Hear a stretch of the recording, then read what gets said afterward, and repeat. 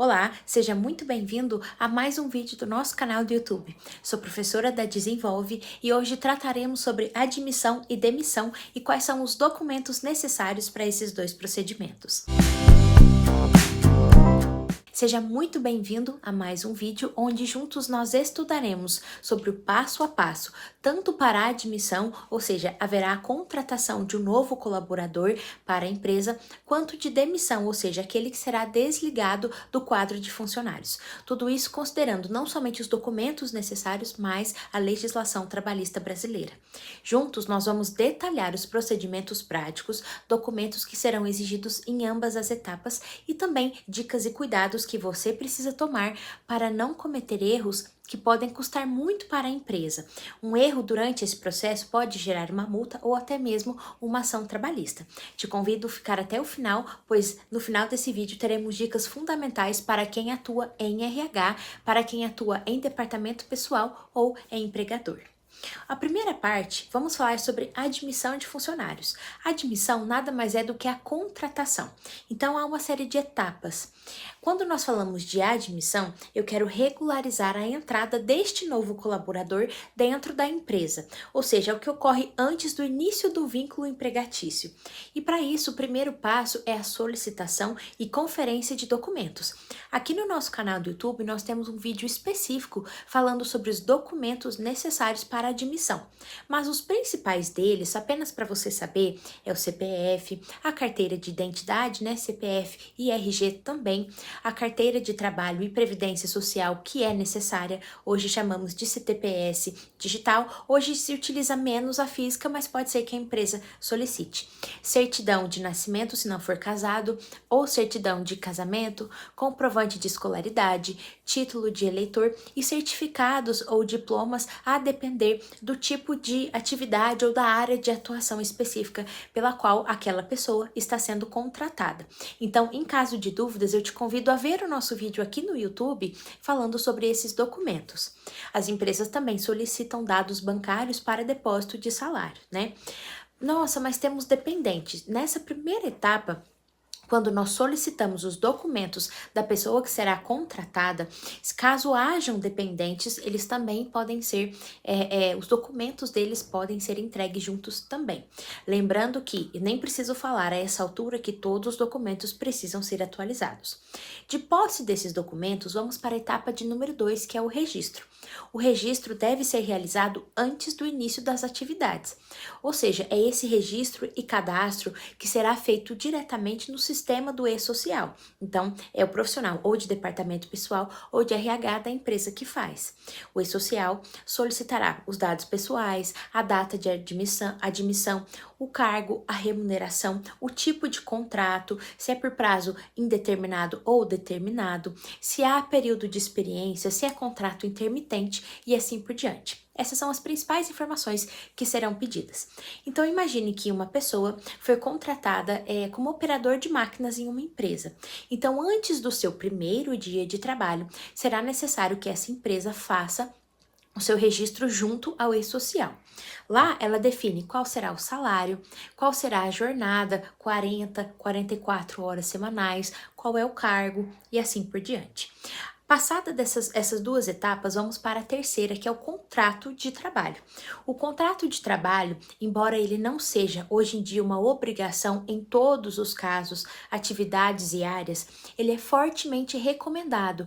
Por quê? Para que nós possamos resguardar as partes. E o contrato ele deve conter ali a identificação de ambas as partes, quem é contratado, quem contrata, a remuneração, o trabalho, as responsabilidades, a data de início, o local, o tipo de contrato, se é contrato por prazo determinado, qual é o prazo, quando começa, quando termina e, se for o caso, a adição de cláusulas adicionais, como, por exemplo, confidencialidade a depender da atividade. Há contratos que vão falar de vários exemplos, até de horário flexível. Então, pense o seguinte, você foi contratado por 60 dias como auxiliar de produção. Como eu te dei um prazo, 60 dias, pode ser um contrato de experiência. Contrato de experiência formaliza não só o tipo de atividade, mas todas as condições. A quarta etapa, então, é o exame admissional. Isso vem de uma norma do Ministério do Trabalho, NR7, que dirá que o exame admissional deve ser feito sempre antes do início das atividades. E quem emite esse exame e o seu laudo e respectivo resultado é o médico do trabalho. O médico do trabalho dirá: este profissional ele está apto para a atividade. Então, com base na saúde dele e na ocupação que ele terá dentro da empresa, ambos são compatíveis. De posse do resultado desse exame, ele deve ser arquivado na pasta do funcionário, que é a etapa de número 5. Essa pasta pode ser física, pode ser digital, mas contém todos os documentos daquele funcionário. Então, por exemplo, trata das cópias de documentos pessoais, ficha de registro do colaborador, contrato de trabalho, se for o exame admissional, o prazo de vencimento daquele contrato e outros documentos que estão respectivos daquele colaborador. Agora, foi admitido, começa o trabalho. Mas há colaboradores que são demitidos. Demissão é forma de desligamento e ela vai influenciar diretamente nos direitos e nos deveres dos empregadores e dos empregados. Então, quais são as formas de demissão previstas na CLT? A dispensa sem justa causa, o pedido de desligamento, dispensa com justa causa, o término do contrato, quando é um contrato por prazo determinado, como por exemplo um contrato de experiência que não foi para frente, a rescisão por acordo mútuo, que está previsto hoje, né, na nossa reforma trabalhista de 2017 para cá. São essas modalidades. É o caso de uma delas, existem documentos que também são obrigatórios. O termo de rescisão do contrato de trabalho, com certeza, é o primeiro deles, é um termo que precisa estar presente. O comprovante de pagamento de todas as verbas rescisórias, o termo de quitação ou o termo de homologação, caso seja o caso de contrato com mais de, por exemplo, um ano, a guia do FGTS também, né, para a gente saber os recolhimentos. Se for o caso, a aplicação de multa de 40%, né, a depender da situação, e a comunicação da dispensa para fins de seguro-desemprego também. Além disso, como eu fiz um exame admissional, eu faço um exame demissional. De novo, é o médico do trabalho que deverá emitir. E também há uma atualização da CTPS. Tal como na admissão eu registro a entrada, na demissão eu registro a saída. Dessa forma. Em segundo lugar, eu entrego esses documentos para o colaborador. Então, o extrato do FGTS, as guias de saque, por exemplo, são entregues da empresa para o colaborador. Então, imagine que você pediu demissão após 8 meses de trabalho. A empresa que você trabalha elaborou um TRCT, por exemplo, ela agendou o seu exame demissional e ela pagou todas as verbas. Dentro de 10 dias houve o pagamento.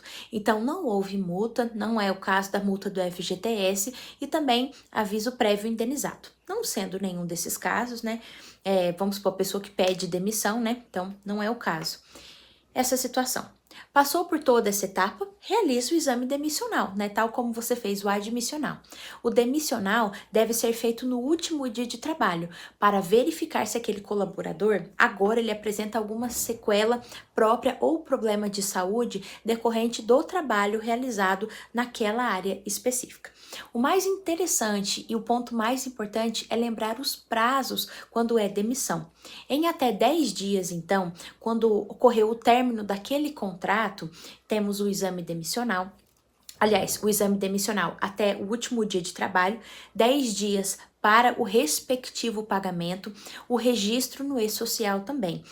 O registro ele deve ser feito logo após a demissão. Quando não há cumprimento desses prazos, eu posso gerar uma multa administrativa e também um processo trabalhista alto para a empresa. Então, atenção máxima. Além disso, quando eu falo de demissão, devo falar de cálculo também. Quando é uma dispensa sem justa causa, o que eu vou calcular? Férias vencidas, saldo de salário, mais férias proporcionais, junto também de 1/3 de 13º proporcional, mais o aviso prévio a depender da situação. Esse aviso prévio pode ser trabalhado ou indenizado. Eu calculo também a multa de 40% do FGTS, dando a este empregado direito ao saque do FGTS e seguro-desemprego.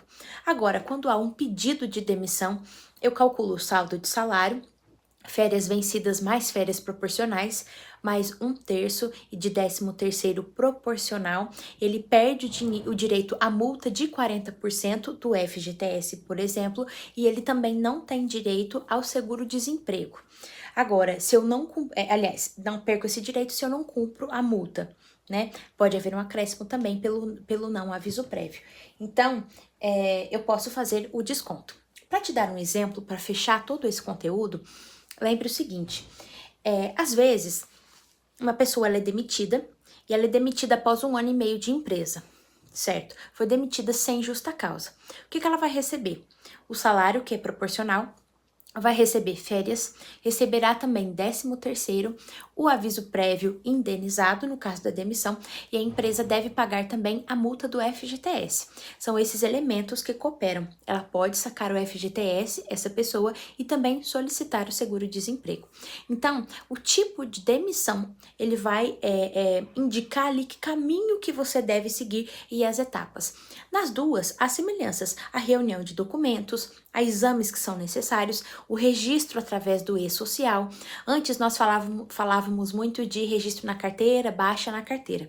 Hoje, com a CTPS digital, praticamente todas as empresas já migraram este procedimento para um procedimento online através do e-social. Eu registro quando entra e eu também registro quando sai. Esse é o principal elemento e são etapas que se comunicam, tanto na admissão quanto na demissão.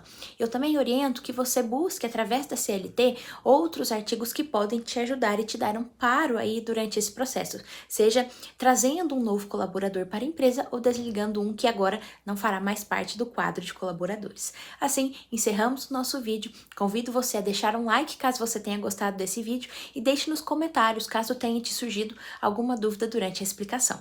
Muito obrigada e até o próximo!